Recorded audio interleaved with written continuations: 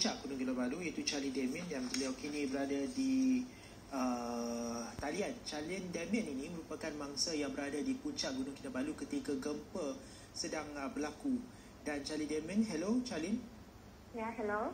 Charlie, Charlie kini sudah selamat dibawa turun dan saya dengar kabar sudah sampai ke rumah. Ya, sekarang ni berada di rumah lah, sudah selamat lah. Okey, Charlie boleh ceritakan pada detik 7.15 pagi semalam ketika berada di puncak Gunung Kinabalu, apa sebenarnya yang berlaku?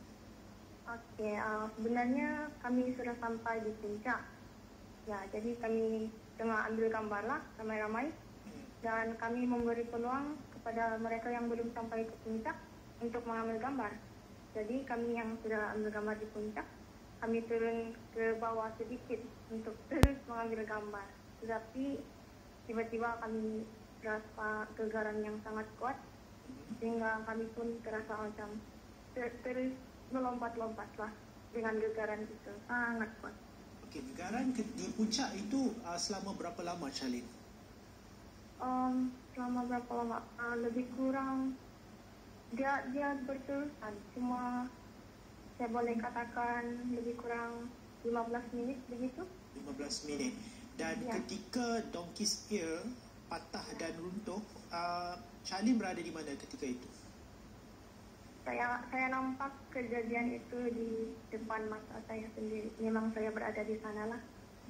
Dan ketika itu sekitar lebih 100 pendaki berada di puncak dan sebaik sahaja berlakunya gempa, tentu sekali semua pendaki yang berada di puncak mahu turun ke bawah. Tapi laluan untuk turun ke bawah yang sememangnya amat curam tidak dapat digunakan masa Charlie untuk terus berada di puncak gunung. Itu sehingga jam berapa Charlie dapat turun ke laban rata? Kami terpaksa tunggu bantuan sehingga jam 2.30. Tetapi sampai jam 3 tu kami semua bersetuju untuk turun ke bawah lah, turun ke laban rata. Adakah laluan itu, bagaimanakah impak laluan itu? Adakah laluan untuk turun ke laban rata? Yang saya tahu ialah laluan daripada laban rata ke puncak adalah amat curam sekali. Ya, malah perlu menggunakan tali. Jadi laluan untuk turun tu bagaimana? Laluan sebenar untuk turun semula ke laban rata sudah rosak lah. Jadi kami terpaksa ikut jalan baru yang telah disediakan oleh guide kami lah. Jadi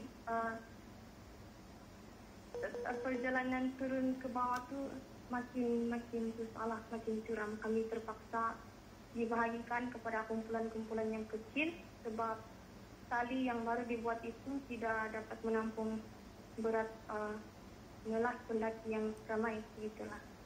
Jadi kalau boleh saya recap balik, Charlie tunggu atau Charlie terperangkap di puncak Gunung Kinabalu dari jam 7 suku hingga jam 3 petang. Ya, betul. Okey, dan berapa masa tempoh yang diperlukan untuk Charlie turun dari puncak gunung ke laban rata menggunakan laluan baru itu? Menggunakan laluan baru itu dari jam 3 kami sampai ke laban rata lebih kurang jam 8 malam begitulah. Ya, agak lama lah juga. Itu memang agak lama jam. Kami terpaksa berhati-hati, sangat berhati-hati sebab gunung sangat curam, jadi takut ada yang jatuh.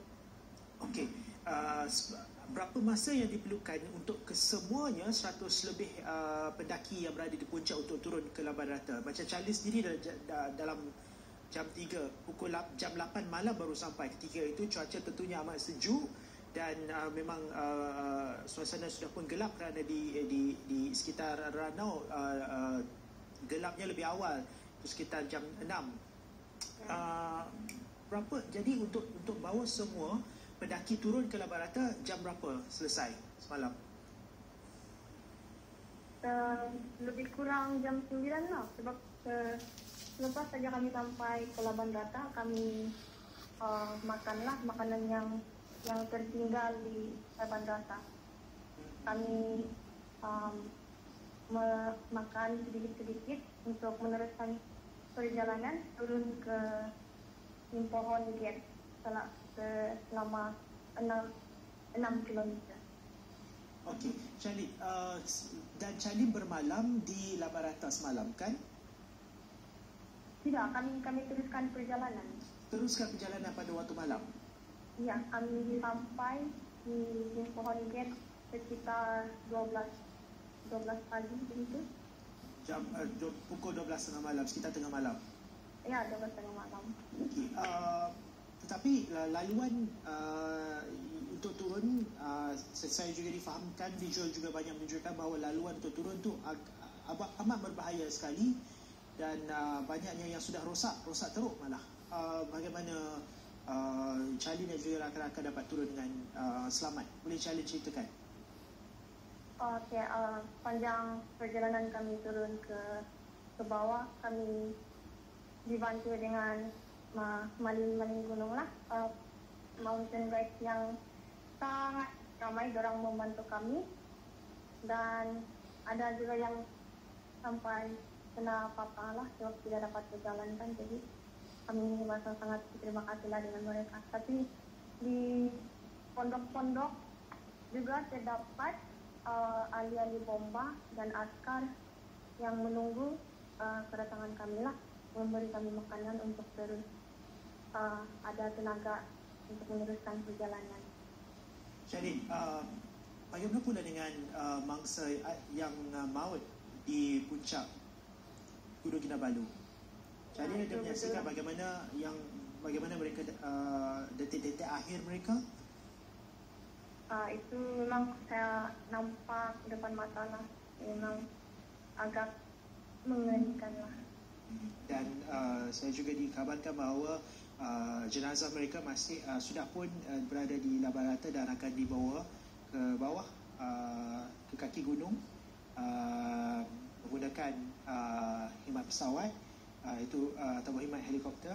Dan Charlene, terima kasih kerana berkongsi pengalaman Charlene sepanjang berada di puncak gunung sehingga ke kaki gunung dan juga selamat sampai di rumah ketika ini. Terima kasih Charlene atas perkongsian tadi. Charlene Damien itu salah seorang pendaki yang berada